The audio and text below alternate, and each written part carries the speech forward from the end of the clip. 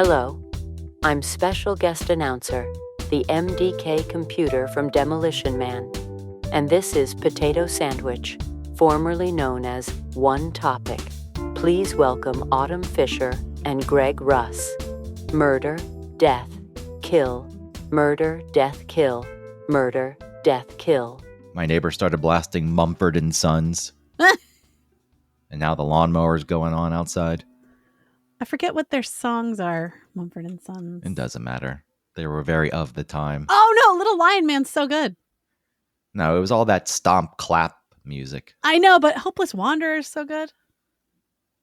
'Cause I'm a hopeless wanderer. No, Hold me fast. No, Have you ever seen that video for that song? No. It's funny. It has Jason Segel. It has Jason Bateman. Yeah. It has that other guy from SNL that I never remember. And Andy from The Office, whose name is I forget. Yeah, and then they're pretending to play all the instruments, and it's funny. They kiss. You fell for their trap. Well, and Pete really likes Little Lion Man. He wants me to turn it up real loud in the car. It's cute. That's fine. He's a child. When he grows up, I'll look back and be like, what the fuck was that it's shit? fun. Edward Sharpe and the Magnetic Zeros was better. Well, I'm not saying that other bands aren't better. No, what I'm saying is Edward Sharpe is not good, but Mumford and Sons, for whatever reason, Mumford and Sons became the face of that type of music. Yeah, for like 3 years, it was a lot of that. It was, yeah. I just saw something today about that era of music. Oh, interesting. 2010, around there, 2010, 11, 12. The stomp-clap music. Yeah. That, hey! Hey! And Mumford and Sons took the reins. Yeah, they were huge. I remember going to Bonnaroo in 2010, and they were like on top of the world. Everyone was so excited to see them. Remember when there was like every TV show had it had the same sound to it. The song from Breaking Bad, the beginning of that is like it, where it's like swampy. It's like Louisiana, like sad sounding. Even Sopranos a little bit. Now that was like a real song that we used to play at the radio station up here, which was pretty ridiculous. Like the song for the Friends theme? Yeah, but isn't that written for the show though? And it became a hit. Yeah. Which I was watching Friends earlier, and I never watch Friends. Everything's coming together right now. Weird. Friends is embarrassingly funny. Like I watch it with like, arms crossed, like this is dumb. And then I laugh. It's funny. Can't help it. It was problematic. And they never did a reboot just like that to fix it. Oh, I just had to get the reference in. That's a huge problem. They should bring back Friends and have, near the end they had black people on. I mean, Ross dated a black woman. And Asian woman. I don't think it's that. I mean, I was going to say I don't think it's that weird that a group of white people hung out. No. Because people tend to hang out with members of their own race. Now, and I hesitated because in New York, you do come across so many different types of people. And thinking of people I've been friends with, it's like, oh, yeah, just by, default who you come across. Yeah. But, living in the suburbs, which is not friends. But when you're living in the suburbs and you're just around a bunch of white people, of course, your friends are going to be white. Yeah. I don't think it was a choice that most people made. Some people. No. I mean, some people do make that choice. They, the neighborhood is getting too ethnic, like, that was always a thing. Yeah. That's always in our Lawrenceville, property. there was white flight. Our property value. Where did they flee to? Even farther out? Probably fucking out in between Athens and Lawrenceville, I'm sure. But it was too many Mexicans were moving in. Yeah, God forbid. Yeah, fucking idiots. First they fled the cities, then they fled the suburbs, and they went to Dalton. Everyone worked in the carpet industry. Dalton.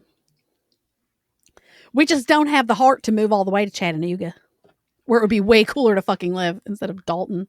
My property value. Yeah. Well, I mean, I don't like that they have many people living in their house and they have a van that has a ladder. I don't like it. People get angry when somebody paints the house the wrong color. That's going to bring down my property value. Now, there is something to be said. Yeah, they might not be wrong. I mean, when people don't take care of their yards or maintain their house, that's what would bother me. I don't give a shit who's living there, but when it becomes a shithole and an eyesore in the neighborhood, it's like, God damn it. Can't you just make that nice? Can't you just take care of your lawn? If I looked at a shitty looking house, I would not assume that a black family or a Mexican family or an Asian family lives there. I'd be like, what white trash has decided to carry this many trucks in their fucking front yard? Sorry, I'm cursing so much. But do you know what I mean? But then white people are like, uh-oh, if they come in here, then this will happen. Shut up. You're entering your 2018, 2019 phase. I feel like you're getting to where a lot of people were back then. Oh, yeah. Everyone's racist. What's wrong with society? Men are awful. Well, not all men. I mean, you're not wrong. Yeah, men can be pretty awful. But I don't know if a woman were in a parking garage and I was in there alone with her. I'd be scared. How close is she? Like, did we talk about that last week? Yeah, we brought it up. Yeah, okay. Sorry for people listening to this episode that we're repeating topics. It is an insane argument to make that if you're a man and you're alone. I mean, well, I have a cousin who's very short. He's a small man. Uh-huh. He's like 5'4". So if the woman were 5'8", possibly. I don't think her motivations would be the same as a man's either. But no. And men, the fear of men don't grow up or experience the type of fear from women. You know what I mean? Like, as the same as a woman might, or like a guy gets all his feelings hurt because you don't want to talk to him. I mean, there are instances, and not that I ever got rejected much. I'm not saying that because I was so cool and hot and people couldn't resist. I just didn't try. Right. Because I didn't want to be rejected. But there are instances of unfair judgment where it's like, hey, you're basing this on every other dude, but I can't really get angry at the woman because I can imagine all the shit that she's had to endure from other guys. But in those moments, I'm like, hey, it'd be nice if you didn't lump me in. Yeah. Has that happened? I think, I mean, there have been certainly points in the past where something like that happened. I can't remember of any specifics. But I went to this concert once with my friend Gianna, and her friend came along, and I wish I could remember the band. She have like a chip on her shoulder? Yeah. Like at some point we both, if this was which might be legitimate, like you're saying, she may legitimately carry that because every man in her life has disappointed her, but still. This was after the show. Mm-hmm. I ended up walking to the bathroom with her, and then the band appeared. So it wasn't a huge band, but maybe it was like Beach House or something. Okay. Which they're a big enough band, but they were in the lobby and people were getting to see them. And she really wanted to like meet these guys. And because we were walking together, I just stopped with her, and she got really pissed off and accused me of trying to cock block her and keep her from meeting these guys because I was into her. So this is kind of a bit different, but I was like, what the fuck? How did you, I had nothing to do with you. I just stopped because I thought it was a normal thing to do when you're walking and talking with someone and the other person stops. And like, so you said she went into the bathroom? Well, we were walking together to go to the bathroom. Then she noticed the band was in the fucking lobby. Oh. And then you stopped with her, and she thought, why are you stopping here with me? Yeah. Trying to cock block me. Who the fuck are you? Whoa. No, I'm not. I was like, you're disgusting, actually. I think you're an awful human being. And I don't even want to be this close to you. Just trying to be polite. Something maybe you should learn to do.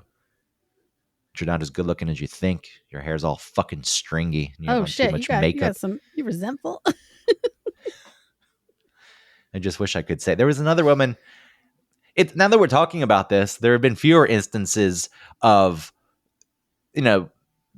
women rejecting me and labeling me as something I'm not than women accusing me of being into them and somehow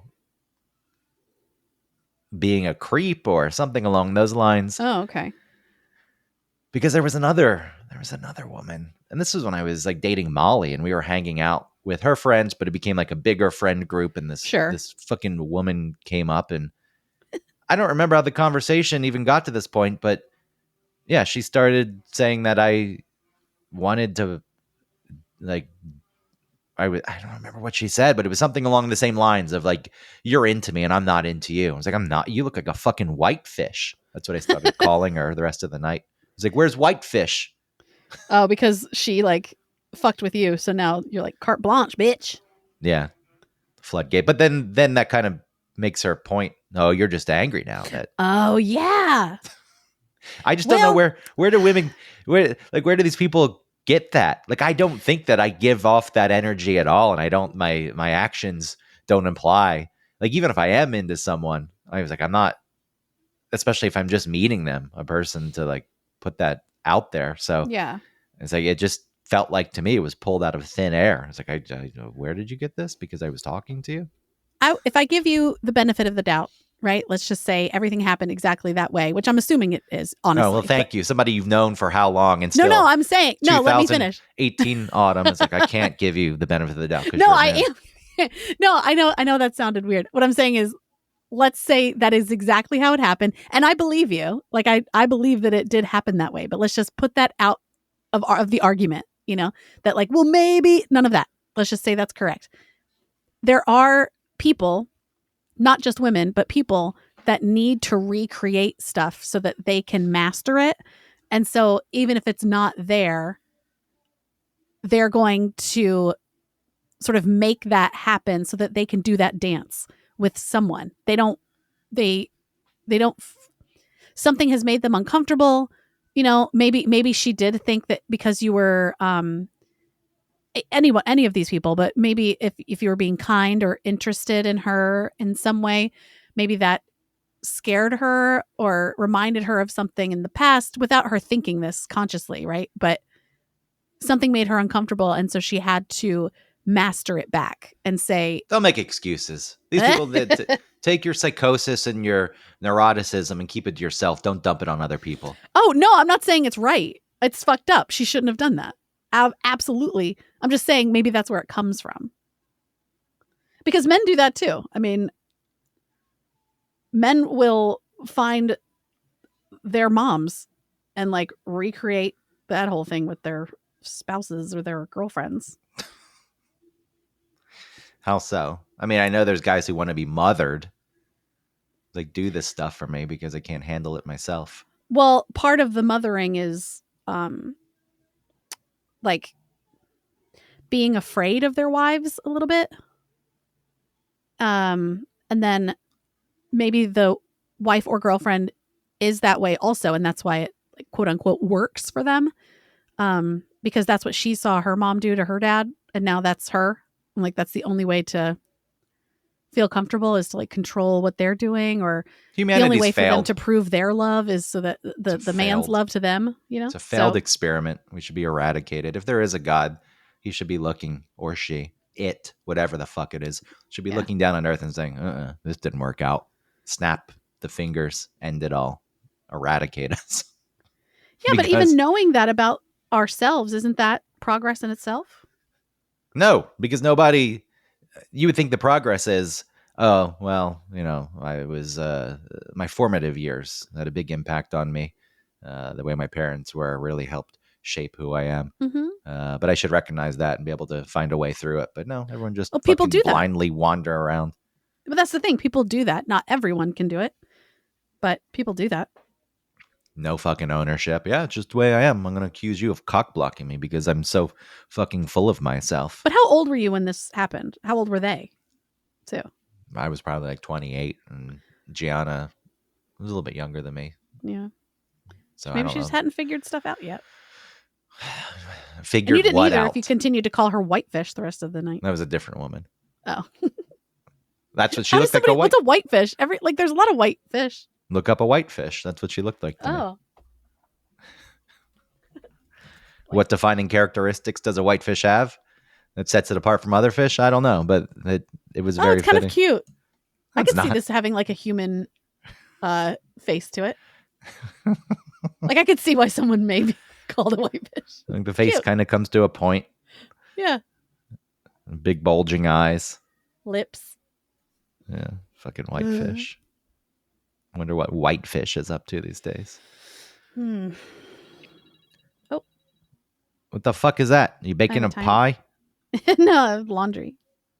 Well, it's going to have to sit. I hope it's in the dryer, not the washer. It's both, but it's okay. It's going to get mildewy. Oh, but other people waiting to use it? That's the problem. No, probably not.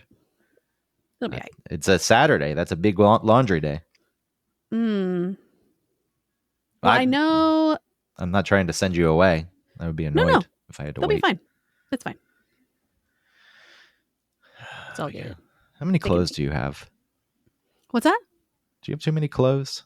No, I don't have any clothes. I have 0 clothes. Christina's got bags and bags of clothes around. Really? I don't know how a person has this many clothes.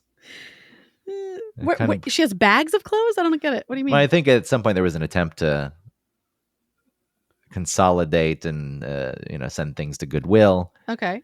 But the bags have just been sitting here. But even in general, just looking at the bags, like, how does a person have this many fucking clothes? Well, every time she goes to her parents, she comes back with more. She's like, "Oh, I found these old clothes." I'm like, oh, but she did get that surgery, so maybe things are fitting different now, and so she's got like stuff that used to fit her better and now doesn't fit her, and maybe I think she's got things that fit better now that she used to wear before. But that's what I'm saying. But then she still has her old stuff around, so you have to go through that and get rid of it. Just in general, there's so much stuff. I accumulate so many things over the years. Are you feeling like you need to always do a massive purge? Because I'm scrambling to pack because I'm leaving today. I didn't know you were leaving today. Yeah, I have a red eye tonight. I'm going back to Finland. Right. Which I never thought I'd be in Helsinki again. Yeah, that's so weird. In a year. Well, tomorrow will be a year to the day, but it's very strange that it coincidentally lined up as the same time as last year. But because I'm scrambling to pack, I procrastinated. I'm feeling a bit stressed. Just when there are unnecessary objects and things laying around, it like stresses you out more. Yeah, because I think it's representative of what my mind feels like. It's like, I don't want to see this. I wish everything right now were tidy and clean. Yeah. I hate that feeling. It's a really stressful feeling. Maybe in the spring you guys could do like a big, like, let's fucking go through drawers and, organize a cabinet. Spring is so far away. I think I have to do it in the fall. Oh, that's right. Fall's next. Fall cleaning. Do you dust? Not as often as I should. I feel like a hero if I dust like once every 6 months.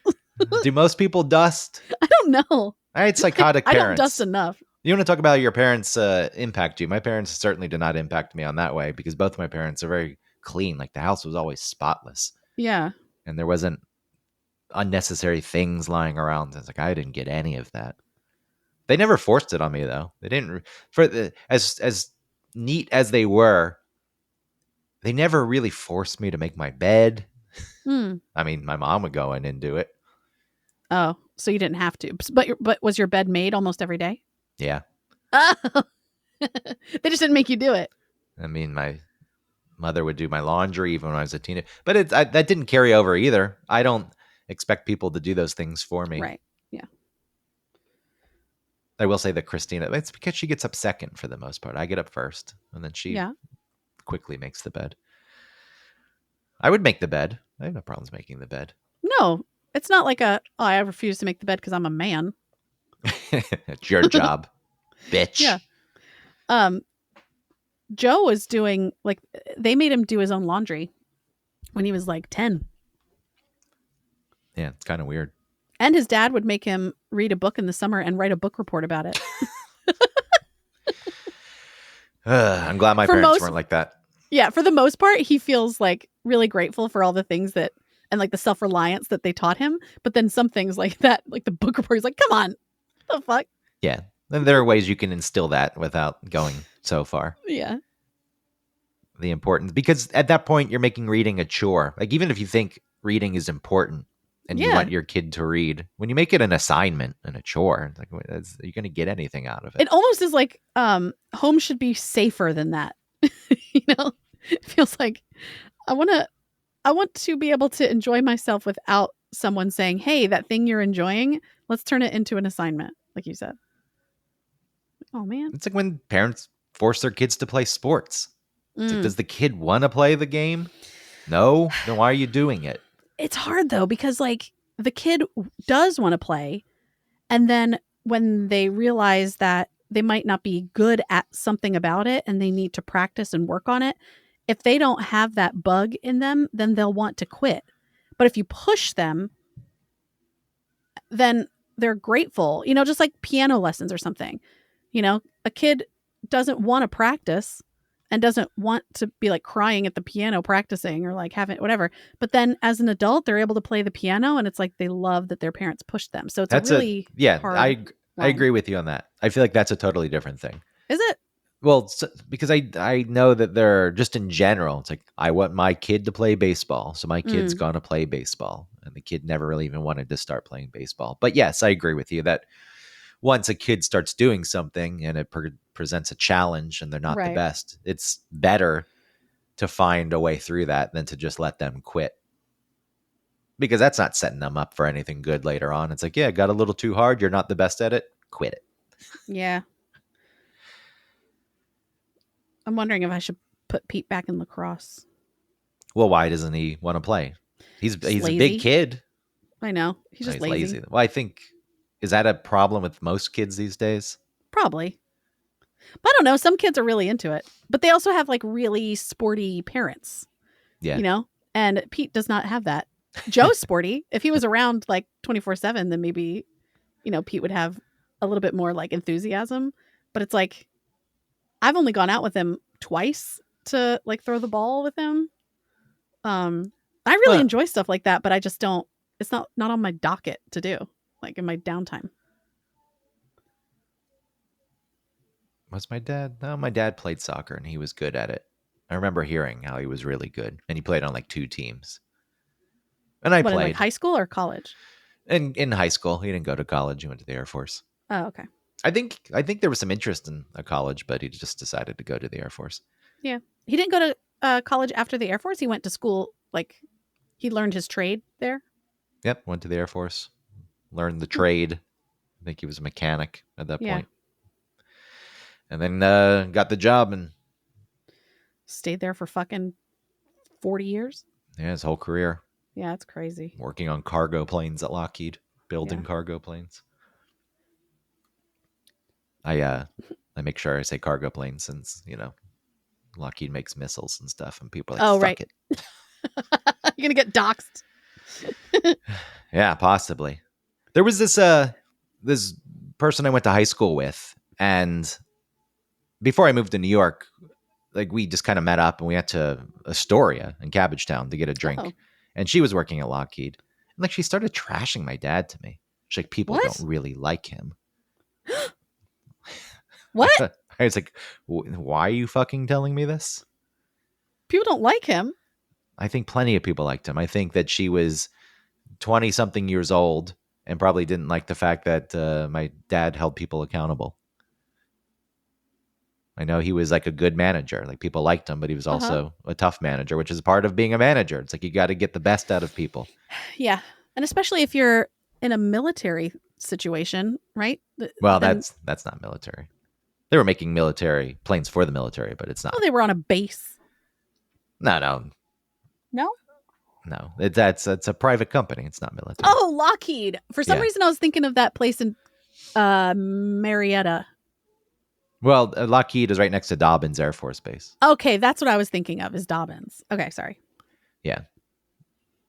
So she had heard tale of Gregory Russ, like, being a dick? Yeah. Yeah. I was like, okay. That's not nice. She could have been like, yeah, a lot of people say he was really tough. I don't even know if he was tough. Like even if that's what she thought, she could have had some like decorum. Yeah. Like, your dad was an asshole. Yeah, I think that was the thing. It's like you just throw that out there, like, okay, what do you want me to say to this? Maybe she was drunk. And maybe her dad's an asshole, so she's like, dad's right, fucking asshole. And you're like, hey, I like my dad. I wish I could remember the details of it, but I was just a bit taken aback. And I was like, okay, do you want me to fix this? What do you just want me to feel bad? What is the point of bringing this up? Yeah. Yeah, like I said, maybe she thought she could like bond with you about dads. She's like, she wanted you to bring up her dad. I heard your dad was an asshole. From what I've seen, a lot of people that worked with my dad liked him. I'm sure not everyone did, because that's just the way it goes. And also, you're not going to find out as the son. You know what I mean? Like, no one's going to be like, oh yeah, I knew your dad, real dick. Except for this lady that you're talking about. I mean, we were pretty young at the time. I just feel like it's one of those things. It's like, I don't like that he holds people accountable to their jobs. Yeah. I'm sure she wouldn't phrase it that way. So many jobs are so fucking simple, and people still fuck them up. Yeah. I think a lot of the people that I manage and the work that we do, this isn't life or death work, making audio or doing video. Mm-hmm. And if you just do your job, it's pretty easy to execute without it spilling into overtime or taking up your weekends. And I don't have anyone on my team right now who is bad, but in the past, like, you just watch people like, this is a simple job. If you just communicate when people write you so they know that you're around and they don't freak out, because people are going to get panicked if they don't hear from you. They're going to think that the thing you're supposed to be editing isn't getting done. So if you just send a quick note and say, on it, that's all they want to hear. They just want to know you're there. And if you just do the edit and deliver it, people will leave you alone. Like, I give people such flexibility. Like, this person didn't even live in New York. They moved during the pandemic and lived on a fucking farm somewhere. And there was absolutely zero reason to keep them employed. It's like, I'm helping you here. If you lose this job, nobody's going to want to work with you, because they're going to say, why the fuck am I going to work with a guy who has like shitty internet on a farm in Vermont? So I had to just talk to him. I was like, it's very easy, dude. You just respond and you just send in the video. But I don't know what goes through people's minds. And then a lot of the times those people are the same ones who act like the workplace is, abusive and toxic. Yeah. It's not. You want abusive and toxic, those things used to exist. I don't know what they're like now, but I feel like the record label industry was like that. Radio was certainly like that to an extent. A little bit. I think by the time you and I got into it, it was corporate, so it had shifted a bit, but it was still like good old boys club. For sure. Yeah. Like, who moves up, who gets certain perks or like leeway. And I think there was a way you could still talk to people that I do disagree with, like when you just berate a person. Oh, yeah, that's unacceptable. Like, there's no reason for it, but there's always industries where that kind of shit actually existed. Yeah. And for someone to say that a pretty laid back workplace is toxic, like, what are you fucking basing this on? That's what that person said. This was a different person who called it toxic. I'm kind of combining stories here, just for the sake of making my point. But in general, I'm not trying to sound old, because it's not only just people in their 20s. But I don't know what kind of experiences people had in their lives and what they even can see in a workplace where people, actually have discussions with you and look out for you. and make sure you have the things you need, and they care about your mental health, and they don't say shit like it's not personal, it's business. Like that was always a bullshit line. It's like I can call you a fucking asshole because it's business. It's not personal. I wouldn't say that in real life, but in the business context, I'm going to say. It's like none of that happens anymore. It's like, so what are you basing it on when you call a place toxic? Like, well, I think that as a young person, right, you don't always know what to expect. And so you go in expecting something, and then that's not the case. Like you're actually held accountable. And like you said, and you're less coddled. And so that's a big shift. And so that maybe is difficult. Was there coddling leading up to that though? To school coddle? What I learned in high school and some college was you don't have to try that hard and you'll still do pretty good. Yeah, that's what I found out. I didn't read fucking any of my. Well, that's not true. All my linguistic stuff I read, but like the history class or something that I had, and you're supposed to like buy the book and read chapters. Like no, I never bought the book. Yeah. The trade-off was I had to go to class. But the professors always said it's going to be 70% lecture, but 30% reading. Yeah. And that 30% can bring your grade way down. It's like, yeah, right. You're going to put up what you taught us on the test. And always that's what happened. So I didn't read, but I had to go to class and I took notes because those textbooks were so fucking expensive. That was a racket. It really is upsetting. You can spend like $80,000 coming out of school and you don't have a job. And that's not like you should be guaranteed a job, but I mean, you're not, I mean, the whole thing was sold as go to college and get good grades and do this, do that in order for you to get a job. Yeah. But then college started charging so much. You shouldn't come out of college with an 80 grand sounds light to me these days with 80 grand in debt with 100 that you signed up for when you're 17. Fuck you. Well, that's the bullshit of what they've sold. Yeah. Like, this is what I'm supposed to do. This is the correct thing to do. I'll pay this back in 4 years. Is so far away. So I don't worry about that now. Right. I get it. I get where a lot of the anger comes from when you do what you're supposed to do and then you get nothing in return. It's like, hey, I bought into the system. Now the system isn't returning the favor. It is bullshit. The argument is like, well, the system said that this could happen. Didn't guarantee you. You don't deserve. Oh, you guys are so entitled. But why does nobody hold the schools accountable? Why is it acceptable? Why do people are making money? Why do people still fucking pay it? I don't pay when we look at this to school. Then when we look at this equation that we're talking about, the problem still is I get out of school and there are no jobs. I'm not being hired. Right. It's like, I don't know. The market is what the market is. We could analyze it. There's probably some things that could be fixed that maybe would make it easier for people to get jobs. But the real problem is the fact that you're being straddled with that debt. And nobody turns to the schools and says, hey, fuck you. This is where the problem starts, right here. It's not after the person graduates. The problem starts right here, right now, when you're having them sign that piece of paper and the loan money's put into their account and you have no fucking qualms about it because what you're offering is not worth what people are paying. No. Mm-mm. It's not. But they just continue on like, ooh, and the fucking people who are angry, who are underwater with all this debt, they don't blame the schools. The school's still the good guy in their mind.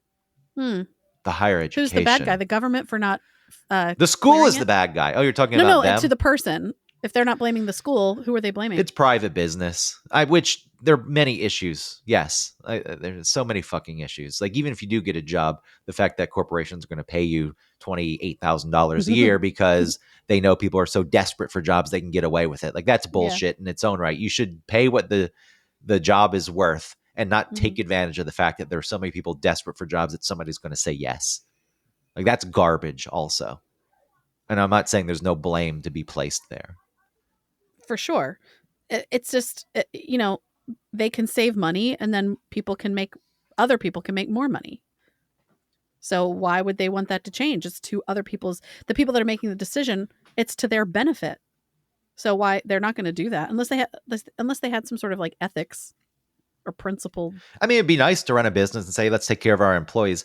You invest in them early on, they're more likely to stick around and do a good job for you. Yeah. But no, instead we'll pay them $28,000 a year. They're going to get fed up with this. They're going to quit. There'll be turnover, but we'll bring someone else in. Yeah, the job isn't, I don't need someone. I can replace you with a, 17-year-old. It's fine. Doesn't matter. Or a robot now. Soon enough, as soon as they can. Yeah. Like at work, they're looking to hire an AI person. It's like, oh, it's just to make things more efficient. It's like, you want layoffs eventually. It's what you want.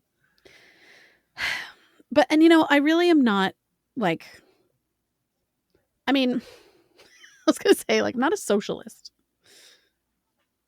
It's when you talk about the problems and what you would like to see different, I think we're all indoctrinated to view a more principled way of running a business as communism or socialism, and therefore it spread that out, not just from a business, but like a government, like caring about the people, so I understand that. I don't know how to make it happen or anything. I don't know enough about it. It just seems like if people were more concerned about the people that make them money, then they would make less money, right? But overall, not just maybe like mankind would do better, but also their own employees would do better, and they would have a healthier company and have longer longevity, which is the same thing, but they'd have a longer business, not like what's happened to all these places like Bed Bath and Beyond. Wait, no. Yeah, Bed Bath and Beyond. Red Lobster's really switched some things up, which is cool, but what happened happening with them? What happened with Bed Bath and Beyond just expanded too much. Like I don't know. They were mismanaged, it feels. That's what I'm saying. They were mismanaged. The CEO, like, I don't know if they expanded too much. I'm not sure if that was the problem. I think that they had cut a lot of things. Like maybe they weren't making, all right, maybe let's say that was, right? Like they expanded too much. So in order to fix that, they got that new CEO, and he did all kinds of weird things, understaffing stores and not air conditioning a certain percentage of them so that, and then at the money. end, he got a bonus for increasing their revenue because he saved money, but that led to the disintegration of those stores. And so they lost money eventually, right? At first they saved it, but then they lost it.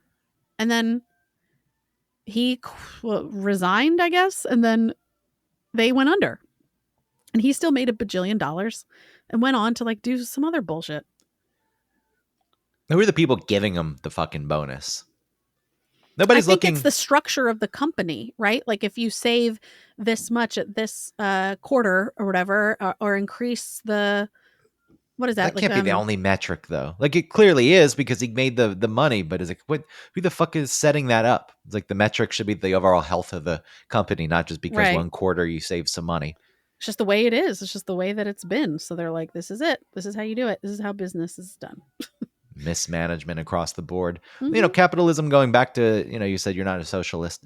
I really don't think it works because there's no way to really sustain it forever. And people I don't think are that good and pure. You'll get some people who really buy into it and want to help the others out. Yeah. But the people who rise to the top are the people who like the power. And once they get there, then it becomes a battle of ethics and morality and purity. And, you start devouring your own.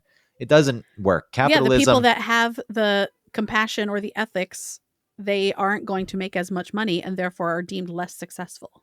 Capitalism has lifted more people out of poverty than any other system. But that's going back to capitalism as I own my business, you own yours, not giant corporations who call all the shots and influence governments. And I know there was always some of that going on, but the fact that the government let it become, I thought monopolies were illegal, but apparently we're just trending towards that again, where giant companies can devour the other ones and be the only ones to exist. You have to get something out of the system, though. Like, that is what it is built on. You put into the system, you get something out of capitalism, and that's what keeps it going. People are like, well, I do actually have an opportunity to grow and make money. And when that's not around, it's like, I don't know what people fucking expect, that you're just going to continue to believe in it. And you're so desperate because you have no power and you don't know how to fix things. You turn to the government, like, fix this for me. You're the only one with the power to do it. But they're the government also benefiting from those large corporations. It's terrible. Like, don't give the government more power. No, what the fuck are you talking about? Don't do that. But the issue is, you get to the point where that's the only entity that can actually help you, because everything else is so far gone. So I get the mindset. And then that sucks, because those are the people. It's like having to turn to the mob. Yeah, I get the mindset. I understand. The police won't help me, but I know that Jimmy, who knows the guy. I understand why it's happening. I don't, again, running a company, investing in your employees, taking care of them, that goes a long fucking way. And I don't know why. I don't know why more companies don't do it. Like, even your situation. You feel resentful at the radio station because you've been given the runaround. The can's been kicked down the road 1 million times. Just give it time to grow. Let's let this turn into something. It's like, oh, no, here we are 11 years later. What the fuck are you talking about? Yeah. And so you get to the point where your feelings, like, I don't, questioning if it's something you want to continue to do. And maybe you've already made your decision. You don't have to talk about that. But if they had treated you well, even if it wasn't like, I want this much money, and they said, we can't do that, but here's some money, like, that means something. Yeah.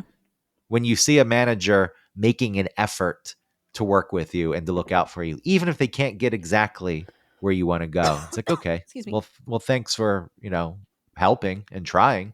Yeah. The only movement that I've ever gotten is those little percentage raises, that you get. But even that took like 5 years to start happening. And then, what are those cost of living though? They're like 3%. Yeah. It's like 3%. Yeah. And the fact that took years to even start happening. Yeah, there's that. And then, I have, like, if the ratings do certain things, then I get a bonus for that. No, I didn't. That's nice that you are built into the bonus structure. Yeah, because it was finally like, dude, the fuck? Why is everyone under contract except for me? Oh, I can try. I don't know. It could be tomorrow, or it could be, 2 years from now. It's like, okay. Why? I can't explain why. Okay, but then great. Then it's been 6 years from now. From then. Uh-huh. As a manager, I deal with this shit. Like, the other day, I just told one of the people on my team to take vacation. I was looking at the amount of days people have taken off this year, and she hasn't taken off that much time. And I said, take off from work. Yeah. What are you doing? Yeah. And she was kind of surprised. Like, wow, I've never had a manager tell me to take time off work. I was like, yeah, because it's good for you. Yeah. And if people get burnt out, you make more mistakes. You're, Yeah. It's like, get out of here. And even when people weren't full-time staff, like, we were hiring them as freelancers. Oh, right. Yeah. It did take fucking 2 years for me to get people converted, but I kept doing it. I kept bugging people. I was like, this needs to happen. This needs to happen. So yes, sometimes with corporations, it is slow fucking moving. And that's fine. Okay. Like, if it's slow moving, okay. At some point I have to say, well, I'm done waiting. Well, that's what I mean. We're past the point of it being slow moving for you. Yeah. It's not, it's again, 11 fucking years in. I just think, what it's done really is, I don't trust them. So let's say Eric leaves, and, we create a show, right? That is some sort of, like, what's it called when when like Laverne and Shirley showed up on Happy Days, and then they have their own show. What's that called? A crossover? Yeah, not like a crossover episode, but when like an offshoot, but whatever. A spinoff? Yeah, spinoff. We have some like sort when of spinoff. Harriet from Perfect Strangers, who worked in the elevator, we then went to Family Matters. Yes. That's what it was. Perfect Strangers. Yeah. And then the show didn't even focus on her. It was supposed to be her family, but then Urkel took over. Oh, okay. Which was not the point early on. But yes, okay. So yeah, let's say we have a spinoff. I don't trust the station to pay me or pay us, what we would deserve. And I don't, and then there would be, again, like I said, I just, because I don't trust, I think the worst, right? Where it would be, let's give it time to get established and, we'll check in. It's like, no, I'm not playing this game anymore. I'm not doing this. Because you've been conditioned to not believe any of that. Yeah. And I'm very hopeful and optimistic. So when you've broken me, like, you fucked up. Because I know this about myself, There's also just a tendency to not speak openly and honestly. And look, there's so many things that companies can get sued for. I get that it's like, just don't say anything you don't have to say to employees, because you never know which asshole is going to use it against you. But in general, which is a shame, because in general, the high percentage of people are adults and you can speak to them openly. And even if they don't like something, you can tell them. If you give them a reason for it, they can say, well, that makes sense. I get it. You don't offer that to people. Right. You don't explain things fully. Then they're just sitting there like, okay, well, you're showing me no respect. You're just dismissing me. It's like I'm bothering you. So you're just trying to brush me off, and you don't trust me to understand what's going on. And all of that over time just rots people's brains. Yeah. And their desire to work at a place. Well, my brain is rotted. I just always feel like, tell me the truth. I can handle whatever the fuck you need to tell me. Again, I may not agree. Because you know what? I guess because if they told me it's not going to happen, you will not be full-time, you will not be under contract, you will not be making more than this number, I would not be there. I mean, I would be as long as I didn't have another job, but the second I could get something else, I'd be out. It sets you free. You're like, okay, well, this is the most I'm going to get out of this. So if that doesn't work for me, then I'm going to go somewhere else. I need to find something else. At least I have the truth. But then they don't want to have to lose somebody or replace somebody. So they're not going to do that. Just makes no sense. That's the biggest problem I have and it could be from the lack of information, but a lot of decisions that I see in corporate world is like, this doesn't even make logical sense. And that's why I get angry. That's why I get frustrated. Like even now at work, we're told constantly, oh, we got to find ways to be efficient. The company needs to be efficient. And then you go like, here's how we can be efficient. The company for whatever reason is like patchwork. It's like there's these different teams and we're not really allowed to work across team lines because, the budgets are set up for that. It's like, you got to make some big decisions. You want things to be efficient, break down some of those barriers. We can help each other out. Then the other teams don't need to go hire people outside the company and spend more money. So they say they want one thing. Then you present them with ideas. I'm like, no. Because it's a lot of work to reorganize things. And some people aren't going to like it. And it's like, well, that's what comes with the fucking territory. If you're going to be, the top level manager, it's like, got to make hard decisions. I think it would be nice if a company could be both honest, but like tough if they need to be, but also still care about how this may impact somebody, right? Because, okay, we need to make the hard decision to do something difficult, which is to like reorganize, restructure the company so that we can work across team lines or whatever, like you're saying. Are some people not going to like that? That's correct. And with those people, I will address that, and if you are one of those people, come talk to me and we'll talk about it. I'm not going to change my mind. It's not going to change anything, but I'm here for you to talk to, like a customer service sort of approach. But I guess that's why those people are not in customer service, because they're in business, and it's business. It's not personal.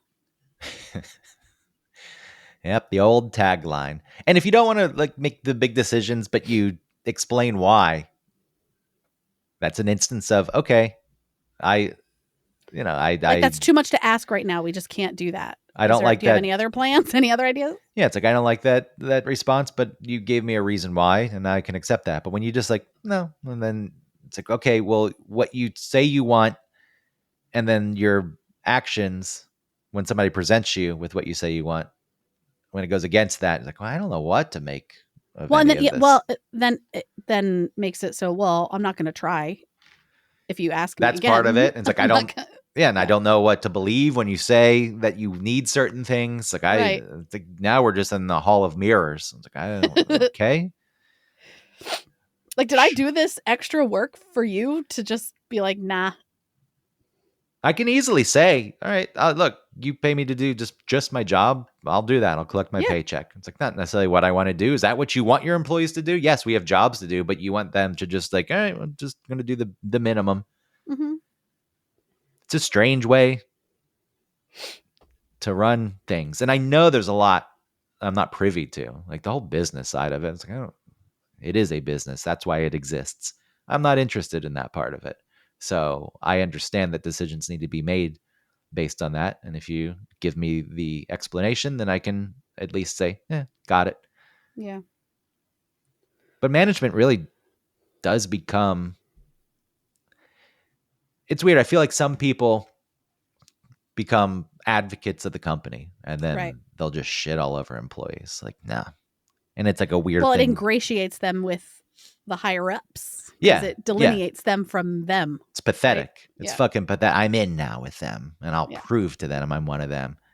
And whatever little power you get, you're going to use it against the people under you. And then early on, just because, I like to rail against power and authority, I'm like, I'm going to be a complete advocate for the employees that I manage. And that's not a good way to do it either. You can, though, be an advocate for your employees and look out for the company. And that's what you have to figure out how to do. And then so much of it just becomes personal relationships. And work relationships are weird because you're not going to get along with everyone. Mm-hmm. Just like in normal life, you usually don't interact with those people then because you don't have to. You meet someone, you're like, I don't really vibe with them. And that's it. You don't really have to ever see them again. Or maybe they're a friend of a friend, so you see them every once in a while. But at work, you actually have to interact with these people. Yeah, you have to have like a relationship with them. And a lot of people don't realize that and don't put in the time to figure it out. And that's the one thing I feel like I've been able to do. It's like, no matter how I feel about a person, I'll figure out a way forward with them. And it goes a long way.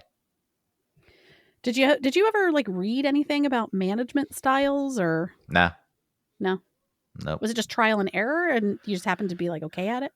I guess so. I mean, I think that I've been able to stay true to myself, which sounds kind of cheesy, but it's also like an important thing. I don't feel like I've sacrificed things. You weren't like, I'm a manager, so I do these types of things. It's like, no, I'm me and I'm dealing with this person. I am their manager.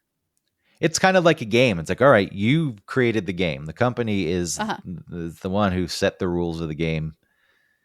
And there's a lot of people who wish it wasn't like that. Like, it shouldn't be like this. This is stupid. And sure, you may have very valid points, but the truth of the matter is this is the way it is. And I really enjoy figuring out how to navigate that and get what I want out of it. Because it kind of feels like beating them at their own game. It's like, okay, I'll play your game and I'll get good at your game. And when I get the things I want playing your game, then I win. Maybe it's a bit petty. I don't know, but it's not petty if it's helpful it can to yourself and to the people that you manage. It can be satisfying. And again, I don't view it like they're the enemy. It's like, okay, but you are the powerful entity and I need things from you. And I know what your interests and goals are, which is to just save as much money and make as much money as possible. So it's like, how can I get what I need knowing these things, and just the fucking amount of politics that goes into it. And again, it's relationships because all the egos. It's an interesting. I enjoy it. That's good. I like it. I've never really been a manager. I've sort of been like the lead on things, but I've never been like actually a manager. Yeah. I think I would feel like I think it would take me a little bit if I trusted someone and then they sort of betrayed that trust and treated me like a boss, instead of me as a person, because I would want them to feel like I'm not their boss. I mean, I am their boss. But you are. No, and that's fine. But I'm saying like I would want them to feel trusted by me. But then if they abused that trust, then I'd be like, fuck. Some people will. If you're the kind of manager that wants to give people the freedom to do their work the way they see fit, that's when you have to step in. You're like, this isn't working. Like I prefer not to micromanage. I want you to figure out what works best for you. All I care about is that you deliver things on time, you hit deadline, and the work is I guess good. Because some people want to be micromanaged. Like they need that person keeping them in check. I don't know who would want to be. I agree that there's some people, like, I get that some people probably work better, but it's like, to me, that's not an adult. It's like, you know how to do this stuff on a very specific comparison, like an editor. There are editors who you tell them what you need and they make decisions and they know what they're doing. They'll make creative choices. And like, that's what I like. And then there's some who just sit back, like, tell me exactly what to do. It's like, I'll do it, but you just tell me, I don't like working with people like that. And there are probably some producers who prefer an editor like that because they want to keep all the creative decisions. But like George Lucas. It would suck. Like, you hear a lot of the times, like movies, like the editor made decisions that it's like that editor saved this movie, or they at least added a lot to it because they will rearrange things, or they will maybe use takes that when they shot it, like, no, that's we're not using that take, but then you see it in context, like, no, you actually get more out of this. So you hear that often, but yeah, someone like Lucas is probably awful to edit for, huh? I think he's awful to work for because he steps into scenes and tells them exactly how to say this stuff, Like there's not a whole lot of trusting the actor. I guess it's your place to do that if it's your story, but... And then he's in the editing room too, like fucking all up on their shoulders. I would hate it. As a director. Isn't that what happened with you and Eric? He was all behind you constantly. Like he wouldn't let you use shortcuts. It's not that he wouldn't let me, but I think he would criticize me for using keyboard shortcuts because he didn't know them. It's a weird thing. It's like, you're pretentious using the shortcuts. Like, no, they exist for a reason. That makes it so much easier. Is that what he said? It was the vibe. Oh. It's like, ooh, shortcuts. What the fuck? Oh, what a fragile ego. It's a weird thing to get on a person for, using keyboard shortcuts. Control C. Oh, well, aren't you the fanciest? Wouldn't you prefer, though? I think it's just a better set if you're a director. Like, yeah, you try your thing, even if it doesn't work. And I know time is money, and especially when you're shooting on film, but it's digital now for the most part. Some people still shoot on film. It's like, you're not wasting film. It's like, all right, we'll try a one take or two your way. Like, you can't waste the day. The longer the crew's there, the more money it's going to cost. But I would give that freedom. Like, I would prefer them to do it in the first place. So like, all right, I'm going to let you interpret this. Or you just set up some guardrails. Like, this is what we need. Right. I think that's for the most part what people do, unless a director kind of is like a manager, I guess, right? Because you have to sort of gauge what your people need. They're in control of the whole set. Yeah. It's their set. But working with the actors, who surely can be little babies. Mm-hmm. And that's part of it. That sounds like a nightmare. That's part of it, managing those egos. Mm-hmm. ugh. But then the director could have an ego too. So you just got, oh my God, a movie set sounds like a horror show to me right now. Yeah, there are plenty of directors that are. I mean, you hear horror stories of directors just making people do take after take after take after take. What was it? Singing in the Rain, Good Morning. Like, that was miserable to shoot. But that was Gene Kelly, wasn't it? Yeah, that was him. He's the one that kept making them do it over and over. Yeah, because it wasn't perfect. And what's her name's feet were bleeding. Yeah. I love her. What's her name? I can't remember her name. Fisher's mom. Yeah. Debbie Reynolds? Yeah, I think so. That's it. I say good morning. It just, I guess when it's done though, and people love the movie, I wonder what that feeling is. You're like, oh, you have no idea what that was like. Yeah. But then maybe the fact that it's well received and people love it and becomes a classic, you're like, oh, okay. So what? That my feet bled. Because then it turns into like almost like look what I sacrificed, look what I did for such an important work. You know. Yeah, exactly. This is something that shifted though too. We're just talking about the workplace and toxic workplace, like that. Even in film, like I don't think you can get away with that stuff anymore. No. Directors can't be. There's obviously still conflicts and issues, but you can't be the same way. Even in sports, like I feel like a coach needs to get on the players sometimes. But once you get to professional sports, there's been this shift. It's like, treat us with respect. And again, I agree with treating people with respect, but sometimes that line gets pushed so far. It's like, I am being respectful just because I'm asking something from you, asking you to push yourself. That's not disrespectful. Yeah. It's that dancing on the line, right? Of knowing what to do. It's tough to know if you're doing the right thing or not. It's like parenting. Why can we never settle in the middle where you should be? Why is it always swinging back and forth to extremes? Do you mean like culturally? Yeah, just in general, these things. It's like the person with the power who's the mean director is nasty on set, and then they lose the power, but it goes too far the other way, and now you're not getting anything done or going way over budget. Well, then you're like Paul Feig and make Ghostbusters, and it's like you just let the actors make this movie. Yeah. And it needed some direction. It needed some boundaries. It's like nothing ever settles in the middle where it needs to be. It's like, this is what's real. And let's just balance this right here. Yeah. I get as much authority as I need. I will treat you with respect. You will buy into that. It's like, no, never works that way. Same thing with unions. It's like, yes, companies take advantage of people. They work their fingers to the bone and they don't pay them anything.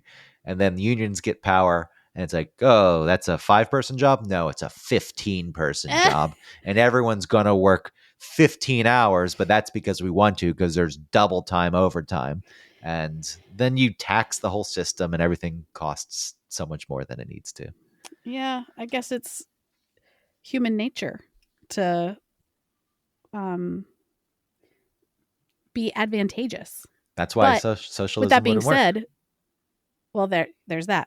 Right. But then that being said, shouldn't it be a goal for all of us to be smart enough to recognize that some of our human nature is a detriment to the time that we're in at this point?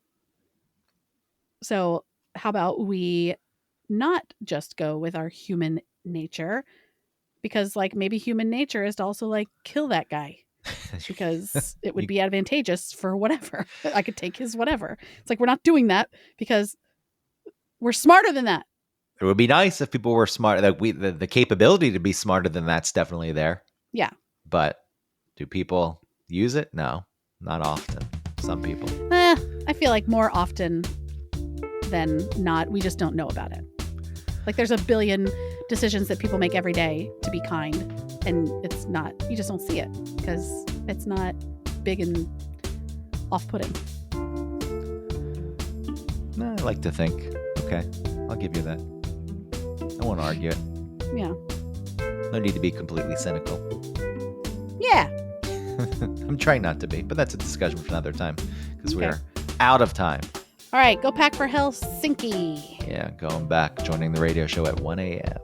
Oh, very fun. All right, bye.